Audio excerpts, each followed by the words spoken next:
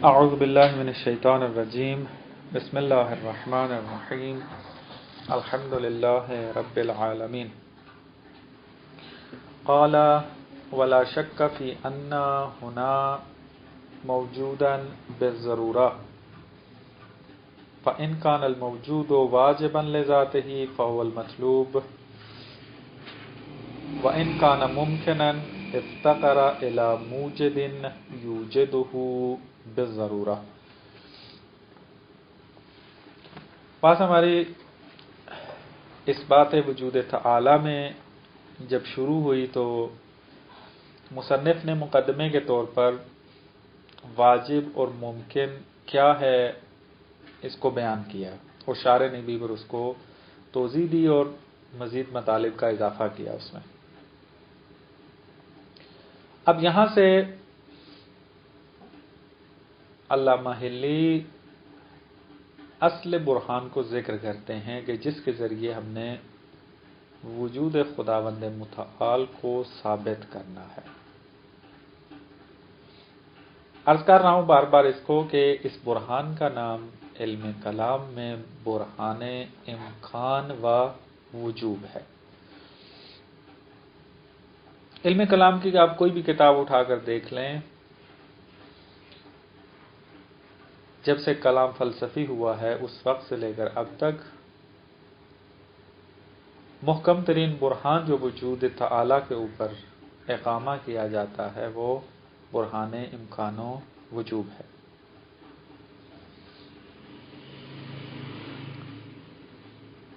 ہم یہاں پہ پہلے مصنف کی عبارت نہیں پڑھیں گے چونکہ شارح نے مصنف کی عبارت کی وضاحت کی ہے، تو پہلے شارح کی وضاحت کو پڑھ لیں گے، اس کے بعد پھر آخر میں جا کر مصنف کی جو عبارت ہے اس کو پڑھیں گے اور پھر مطلب واضح ہو جائے گا، وضاحت کی پھر ضرورت نہیں ہوگی، ترجمے کی حد تک اس کو بیان کر دیں گے۔ شارح محترم کے جو فاضل مقدار ہیں یہ آ کر بیان فرماتے ہیں کہ علماء کا معمولاً یہ وتیرہ رہا ہے یا عادت رہی ہے کہ وجود خداوند متعال کو ثابت کرنے کے دو طریقے ذکر کرتے ہیں، دو برہان یا دو استدلال ذکر کرتے ہیں۔ ان میں سے ایک طریقہ متکلمین کا ہے اور ایک طریقہ حکماء کا ہے، فیلسوف کا ہے۔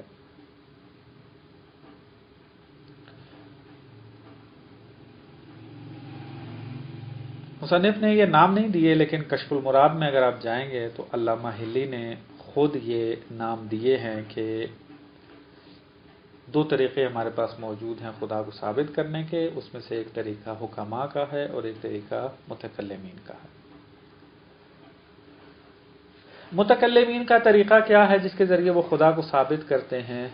اس برہان و استدلال کا نام برہان حدوث ہے، سے 3 نقطے اوپر والی حدوث، کوثر والی سا، برہان حدوث۔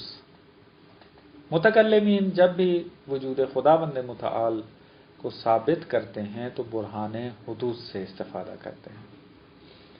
عام فہم ہے برہان حدوث، آپ چاہے کسی عام سے آدمی کے سامنے بھی برہان حدوث کو قائم کریں تو آسانی سے سمجھ جائے گا کہ اس کائنات کو کوئی بنانے والا ہے۔ فلاسفہ کا جو طریقہ ہے وہ طریقہ برہان امکان و وجوب ہے۔ فرق ان دو طریقوں میں یہ ہے کہ متکلمین کا جو طریقہ ہے اس میں آپ مخلوق سے خالق کی طرف جاتے ہیں، حکماء کے طریقے کے اندر آپ خود وجود کے اوپر برہان اقامہ کرتے ہیں، یعنی آپ وجود کو مد نظر رکھتے ہیں، اسی وجود کے ذریعے ہی استدلال کرتے ہیں کہ واجب ہے یا نہیں ہے۔ اور آپ کو یہ بھی پہلے عرض کیا تھا کہ متکلمین کا جو برہان ہے یہ برہان عام فہم تو ہے اور اس کائنات کو خالق کی حد تک ثابت بھی کر دیتا ہے، لیکن یہ خالق واجب بھی ہے یا نہیں ہے، متکلمین کا برہان اس کو ثابت نہیں کر سکتا۔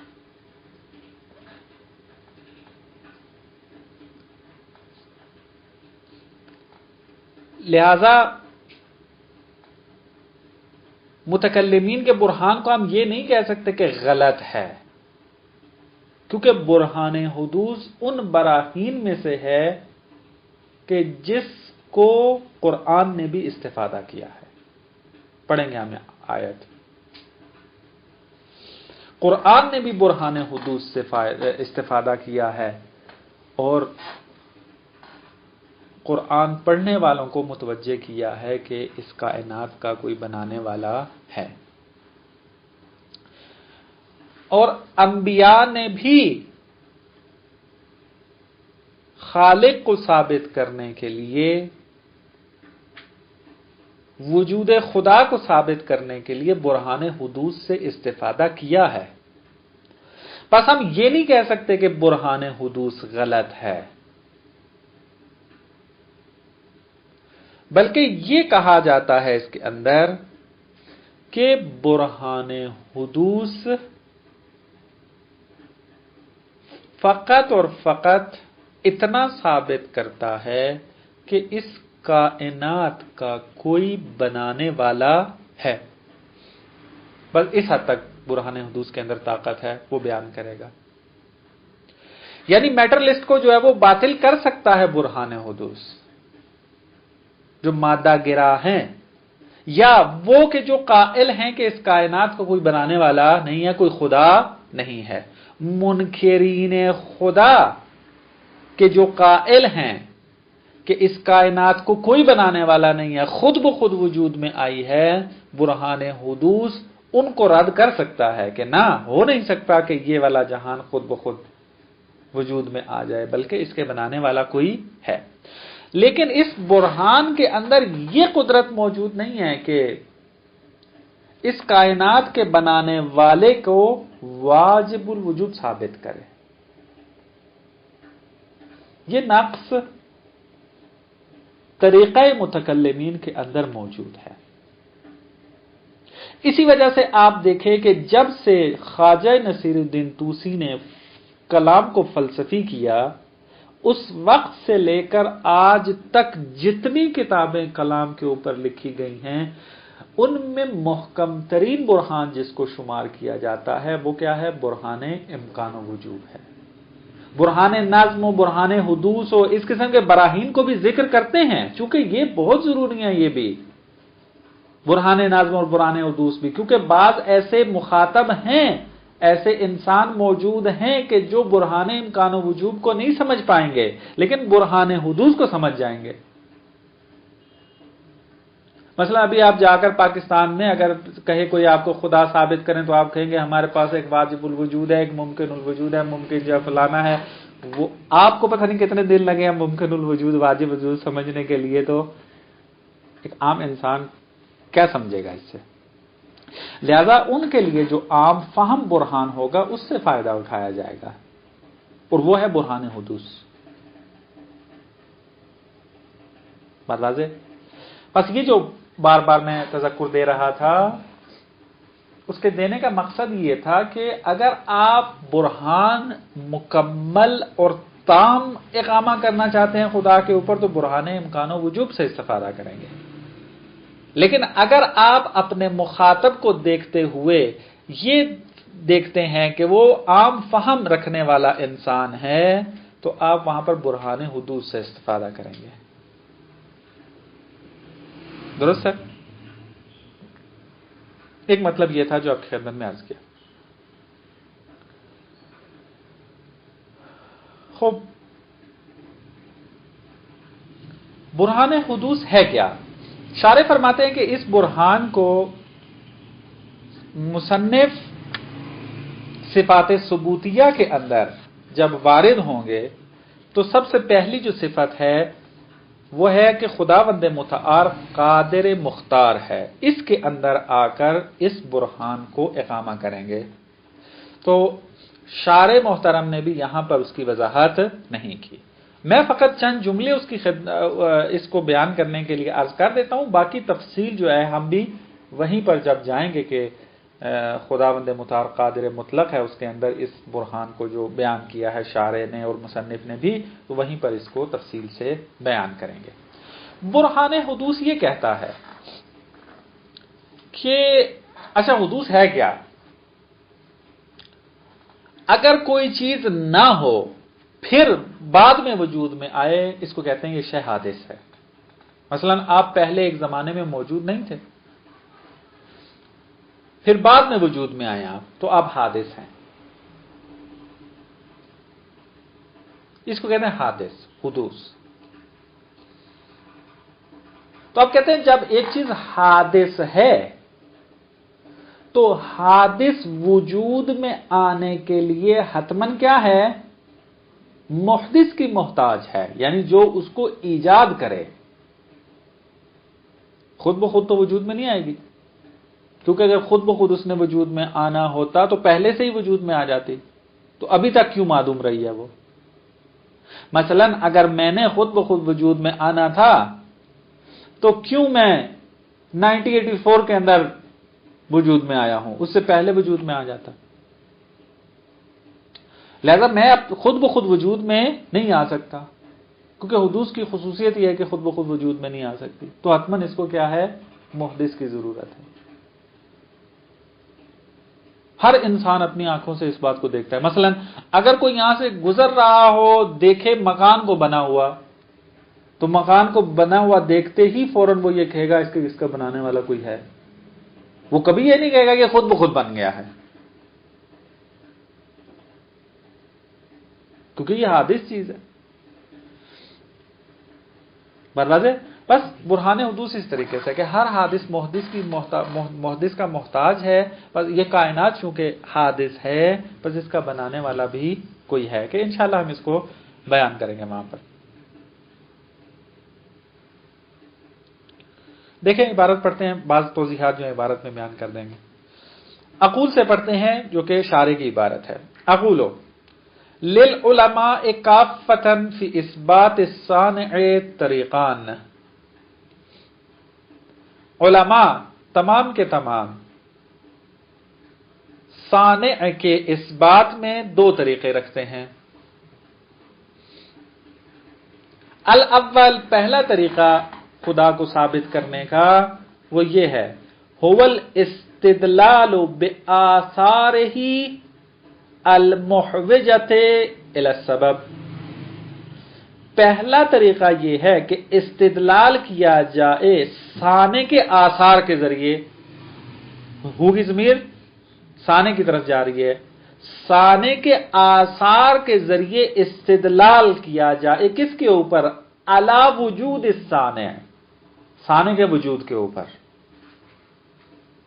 ہم آثار کے ذریعے مؤثر کی طرف پہنچے۔ مثلا اگر آپ کیا ہیں دھوئیں کو دیکھتے ہیں تو آپ فوراً پہنچ جاتے ہیں کہ کہیں آگ جلی ہے، اب آپ نے اثر کو دیکھ کر مؤثر کی طرف پہنچے ہیں آپ۔ اگر آپ کمرے میں آتے ہیں اور ٹھنڈک محسوس ہوتی ہے تو اس ٹھنڈک کے ذریعے آپ مؤثر کی طرف پہنچتے ہیں کہ کوئی چیز یہاں پر جل رہی ہے، چل رہی ہے، کہ جو اس کمرے کو ٹھنڈا کر رہی ہے۔ بس پہلا طریقہ یہ ہے کہ آثار کے ذریعے استدلال کیا جائے صانع کے وجود پر۔ آثار کیسے ہیں؟ المحوجۃ الی السبب، کہ جو محتاج ہیں سبب کے، کیونکہ آثار بدون سبب وجود میں نہیں آ سکتے۔ دھواں کبھی بھی بغیر آگ کے وجود میں نہیں آئے گا، آگ والا دھواں جو ہے۔ بس پہلا طریقہ یہ ہے، کما اشار الیہ فی الکتاب العزیز بقولہ تعالی، جس طرح کہ خداوند متعال نے اشارہ کیا ہے قرآن کے اندر، سنریہم آیاتنا فی الآفاق وفی انفسہم حتی یتبین لہم انہ الحق، ہم تمہیں دکھائیں گے، سنریہم ہم انہیں دکھائیں گے، آیاتنا اپنی آیات و نشانیوں کو، فی الآفاق کہ جو آفاقی ہیں، جو ان سے باہر ہیں، انسان کی ذات سے باہر جتنی بھی نشانیاں ہیں وہ آفاقی کہلاتی ہیں، وفی انفسہم اور ان کے نفسوں کے اندر جو نشانیاں موجود ہیں، جو ان کے اندر موجود ہیں، ان نشانیوں کو بھی ہم دکھائیں گے، حتی یہاں تک کہ یتبین لہم انہ الحق، تاکہ ان کے لیے واضح ہو جائے کہ حق ہے، خدا حق ہے، کلام الہی حق ہے۔ اب انسان اگر اپنے اندر ہی دیکھنے لگ جائے تو بہت سی ایسی علامات اس کو ملیں گی کہ خود بخود وہ خدا کے وجود کا قائل ہو جائے گا۔ اسی طریقے سے آپ کائنات کی طرف اگر نگاہ کرتے ہیں، اس کائنات کے نظم کو دیکھ کر کتنے بندے جو ہیں وہ خدا کے وجود کے قائل ہو جاتے ہیں کہ نہیں ہو سکتا کہ یہ کائنات کے جو اصلاً کوئی شعور ہی نہ رکھتی ہو، کہ نہیں ہے اس کے اندر شعور، اس کے اندر ایسی قدرت ہو کہ نظام اتنا منظم رکھ سکے کہ عام انسان بھی اس کو منظم نہیں رکھ سکتا، ممکن نہیں ہے۔ بے شعور چیز کبھی بھی شعورانہ نظم نہیں دے سکتی۔ سورج اپنے ٹائم سے نکلتا ہے، اپنے ٹائم سے غروب ہوتا ہے، چاند اپنے ٹائم سے آتا ہے، جتنے موسم ہیں اپنے اپنے ٹائم پہ آتے ہیں، تمام چیزیں جو انسان دیکھتا ہے فوراً کہہ اٹھتا ہے کہ اس کائنات کا کوئی بنانے والا ہے۔ بس آیات آفاقی و آیات انفسی کو دیکھ کر انسان خدا تک پہنچتا ہے، اور یہی برہان حدوث ہے۔ بس قرآن نے بھی خدا کے وجود کو ثابت کرنے کے لیے یا خدا نے اپنے وجود کی طرف توجہ دلانے کے لیے برہان حدوث سے استفادہ کیا ہے۔ وَهُوَ طریق ابراہیم الخلیل علیہ السلام، کہتے ہیں کہ یہ جو برہان متکلمین ہے، برہان حدوث ہے، طریقہ اول ہے، یہ جناب ابراہیم علیہ السلام کا طریقہ بھی رہا ہے خدا کے وجود کو ثابت کرنے کے لیے۔ کیا تھا وہ ماجرا کہ جب حضرت ابراہیم نے تبلیغ شروع کی، توحید کی طرف لوگوں کو دعوت دینا شروع کی، تو اس وقت 3 قسم کے مشرک افراد رہتے تھے۔ کوئی ستارہ پرست تھے، کوئی چاند کو عبادت کرتے تھے، کوئی سورج کی عبادت کرتے تھے۔ تو حضرت ابراہیم نے ان کو اس طرف توجہ دلانے کے لیے کہ یہ معبود حقیقی نہیں ہے، یہ خالق حقیقی نہیں ہے، بلکہ خالق حقیقی و معبود حقیقی کوئی اور ہے، آ کر کیا کیا؟ جدل سے استفادہ کیا۔ علم منطق کی ایک اصطلاح ہے جدل، کہ انہی کے جو مطلب ہے اس کو قبول کر لیا، کہا کہ تم ستارہ پرست ہو، میں بھی آج تمہارے ساتھ ستارہ پرست بنتا ہوں، میں تمہاری باتوں کو مانتا ہوں، میرا خدا بھی یہ ستارہ ہے۔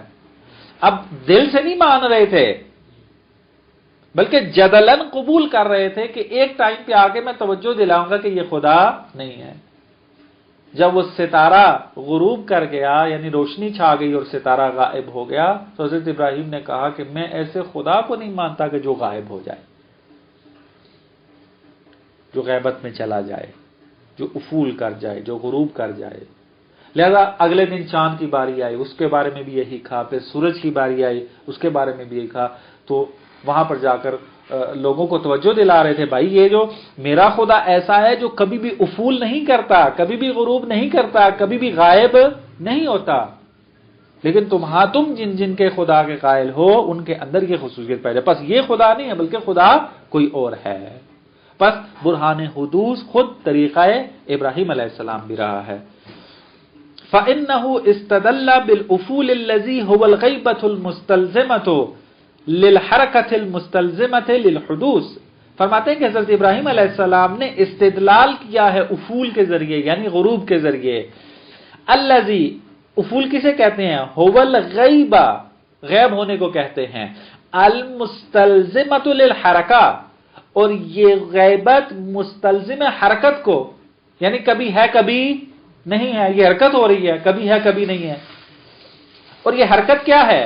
المستلزمۃ للحدوث، اور یہ مستلزم ہے حدوث کو، حرکت مستلزم حدوث ہے کہ المستلزم لصانع تعالی، اور یہ حدوث کیا ہے؟ مستلزم ہے صانع تعالی کو، کیونکہ جب ثابت ہو گیا کہ یہ حادث ہے، ثابت ہو گیا کہ چاند حادث ہے، ثابت ہو گیا کہ ستارہ حادث ہے و سورج حادث ہے، تو حتماً صانع کی ضرورت ہے، کیونکہ حادث چیز بدون محدث خارج میں وجود نہیں رکھ سکتی۔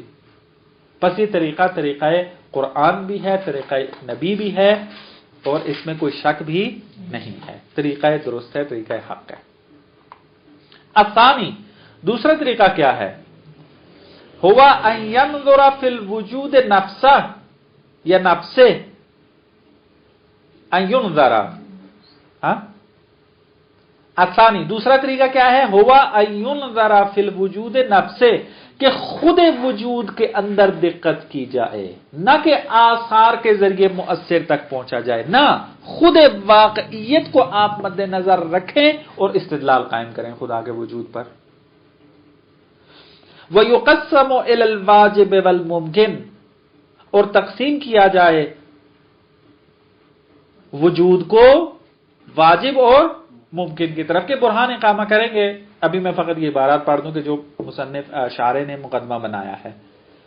حتی یشہد القسمۃ بوجود واجب، یہاں تک کہ خود تقسیم گواہ بنے کہ واجب وجود رکھتا ہے۔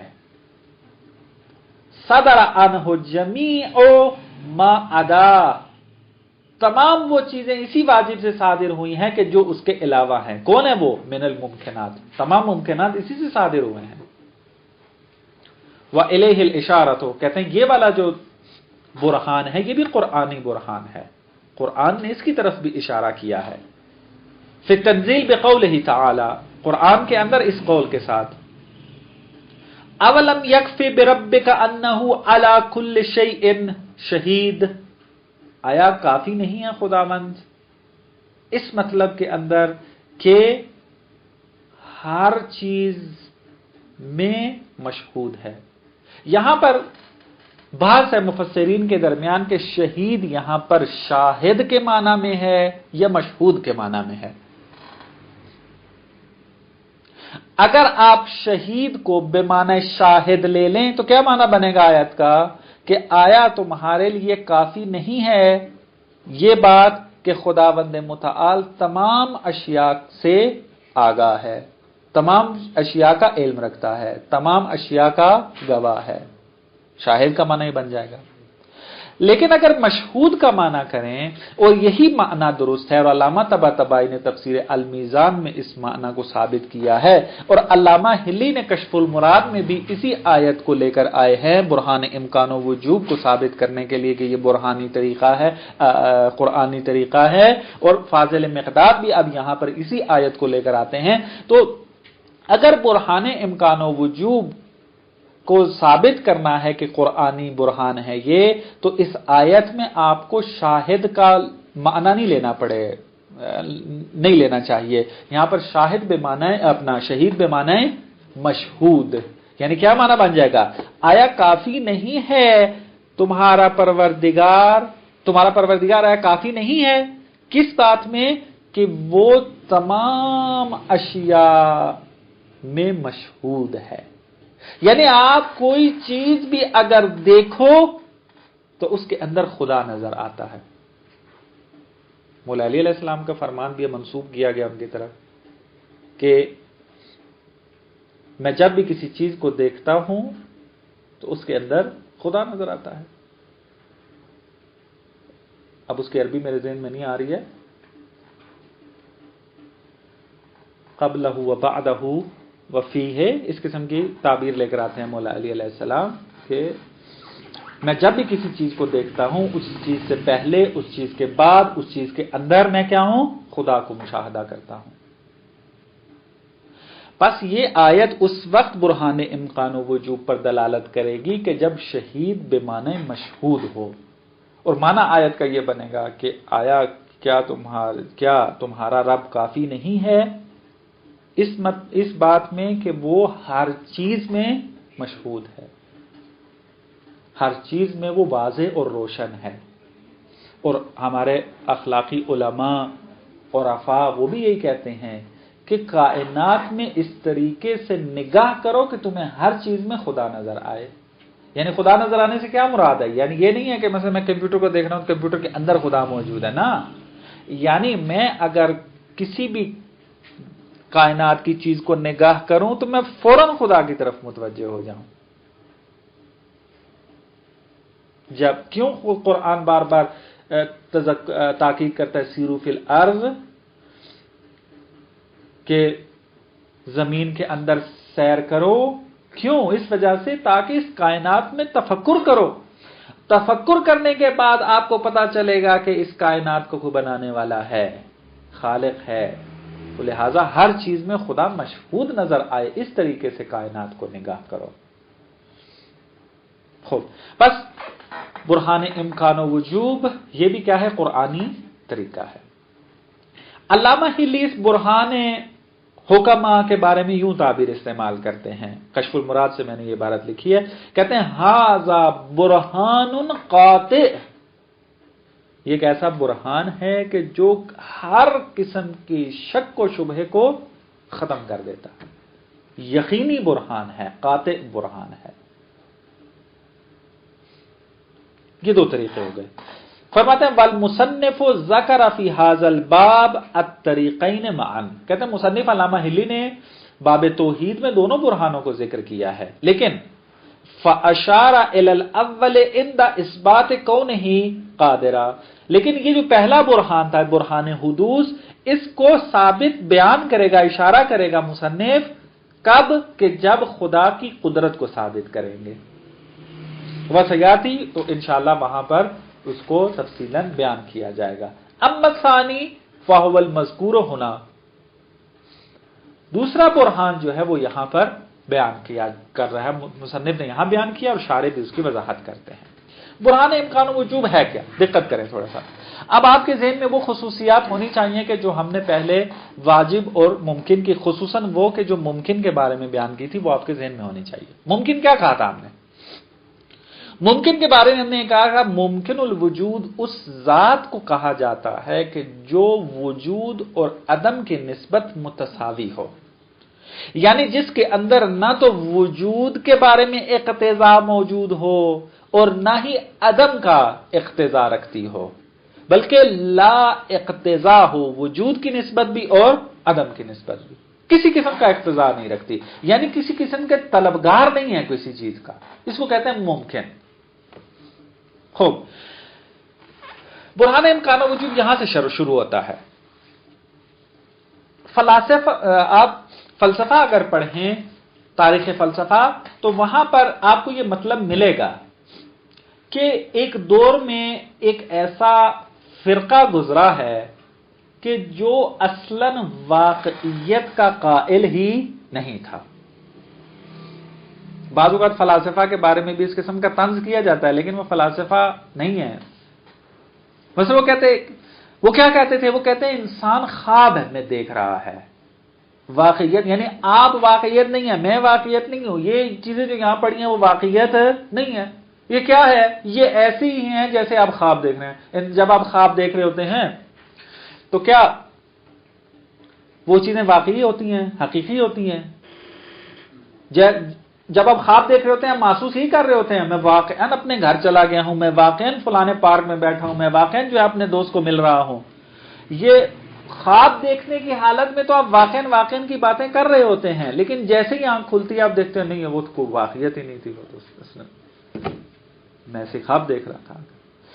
تو ایک گروہ تاریخ میں ایسا گزرا ہے کہ جو قائل تھا کہ واقعیت نام کی چیز کوئی خارج میں نہیں ہے.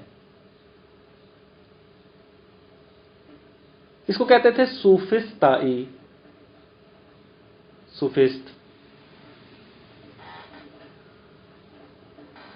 اس کے بعد ایک گروہ ایسا آیا کہ جو یہ نہیں کہتا تھا کہ واقعیت نام کی کوئی چیز نہیں ہے، وہ شک و تردید میں تھا، کہ مجھے نہیں پتا، شک و تردید میں تھا. یعنی اسے پوچھا جاتا کہ یہ جو میرے سامنے حقیقت بیٹھی ہے آیا واقعیت رکھتی ہے نہیں رکھتی؟ کہ مجھے نہیں پتا، شک و تردید میں تھے اس طرح کے. یہ صوفستائی ایک گروہ تھا کہ تاریخ فلسفہ میں مفصل بحث کی ہے، آپ بدایت الحکمہ میں جائیں وہاں پر وضاحت کی ہے، منطق میں تھوڑا بہت اشارہ اس کی طرف کیا ہے۔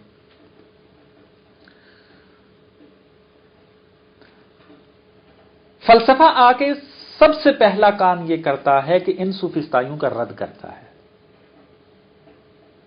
اگر ثابت کرتا ہے کہ نہ یہ صوفستائیوں کا جو ادعا ہے یہ بالکل بے بنیاد ہے، بلکہ خارج میں واقعیت ہے، یہ فلسفہ ثابت کر دیتا ہے۔ ابھی ہم نے فقط فلسفے سے اتنی چیز لینی ہے کہ صوفستائی رد ہو گئے ہیں۔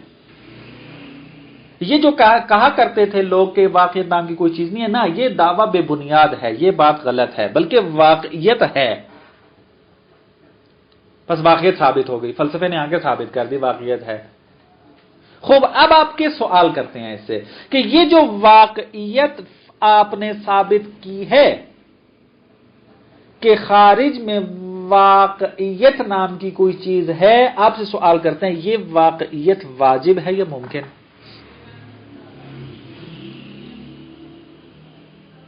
واجب ہے یا ممکن؟ اگر کہیں واجب ہے ثبت المطلوب، ہم واجب کو ہی ثابت کرنا چاہتے تھے اور آپ نے کہہ دیا کہ کیا جو خارج میں واقعیت فلسفے نے ثابت کی ہے وہ واقعیت واجب الوجود ہے، ثبت المطلوب، ہماری بات ختم ہو جائے گی، یہیں پہ چیپٹر کلوز، ہم اگلی بات میں وارد ہو جائیں گے۔ اگر کہتے ہیں کہ نہ، یہ جو واقعیت خارج میں موجود ہے یہ واقعیت ممکن الوجود ہے، خوب، ہم کہتے ہیں ممکن الوجود ہے تو خود بخود تو خارج میں نہیں آ سکتی، کیونکہ ممکن الوجود اس کو کہتے ہیں کہ جو نہ تو اقتضاء وجود رکھتا ہے اور نہ ہی اقتضاء عدم رکھتا ہے، پس خود بخود تو خارج میں نہیں آ سکتا، حتماً اس کو باہر سے کوئی علت کوئی چیز عطا کرے گی تو یہ خارج میں آئے گی، وجود عطا کرے گی تو خارج میں آئے گی، پس اس کو وجود عطا کرنے والا کوئی تھا تب یہ خارج میں آئی ہے۔ تو اس کا مطلب کیا ہے کہ یہ جو خارج میں واقعیت ثابت ہوئی تھی یہ ممکن الوجود ہے، یہ ممکن الوجود اس وقت تک خارج میں نہیں آ سکتا جب تک غیر اس کو وجود عطا نہ کرے۔ تو اب ہم سوال کریں کہ وہ غیر جس نے اس کو وجود دیا وہ غیر کیا ہے؟ وہ غیر واجب ہے یا ممکن؟ اگر آپ کہتے ہیں واجب ہے ثبت المطلوب، واجب تعالی ثابت ہو جائے گا، لیکن اگر کہیں نہ وہ غیر بھی کیا تھا؟ ممکن تھا، وہ ممکن تھا، اس کے پاس وجود تھا، اس نے اس کو عطا کر دیا۔ مثلا مثال لے لیتے ہیں تسامحی طور پر، آپ کے پاس وجود نہیں تھا، آپ کے والدین نے آپ کو وجود عطا کر دیا، اگرچہ والدین عطا نہیں کرتے، مثال سمجھانے کے لیے والدین نے آپ کو وجود عطا کر دیا، ٹھیک ہے، میں آپ سے پوچھتا ہوں مثلا کہ آپ ممکن الوجود ہیں، آپ کیسے خارج میں وجود میں آ گئے؟ آپ تو نہ تو اقتضائی وجود رکھتے تھے نہ اقتضائی عدم رکھتے، آپ کہتے ہیں نہیں مجھے فلانے نے وجود عطا کیا ہے۔ ہم پوچھتے ہیں کہ فلانا جو ہے وہ واجب الوجود ہے یا ممکن الوجود ہے؟ آپ کا والد جو ہے تو کہیں گے وہ بھی ممکن الوجود ہے بھائی، تو کہیں گے اگر ممکن الوجود ہے تو وہ بھی لا اقتضا رکھتا ہے اپنے اندر، بس وہ اگر خارج میں وجود رکھتا ہے تو حتماً اس کو کسی نے وجود دیا ہے تو خارج میں آیا ہے، تو ہم کہیں گے وہ چوتھی چیز جو جس نے اس کو وجود عطا کیا ہے پس وہ کیا ہے؟ واجب الوجود ہے یا ممکن الوجود ہے؟ اگر یہ سلسلہ یوں ہی چلتا جائے تو تسلسل لازم آئے گا، تسلسل باطل ہے، بس ہم اس کو لے کر چل نہیں سکتے کہ ہم کہیں الف کو بے نے خلق کیا، بے کو جیم نے خلق کیا، جیم کو دال نے خلق کیا، دال کو زال نے خلق کیا، چلتے جائیں، نہ، یہ تسلسل ہے۔ تسلسل دل علل فلسفے میں محال ہے کہ ہم بعد میں دلیل کے ساتھ ثابت کریں گے، تسلسل محال ہے، تسلسل جائز نہیں ہے، بس آپ کو کہیں نہ کہیں رکنا ہے، آپ کو آگے چلنا نہیں ہے زیادہ۔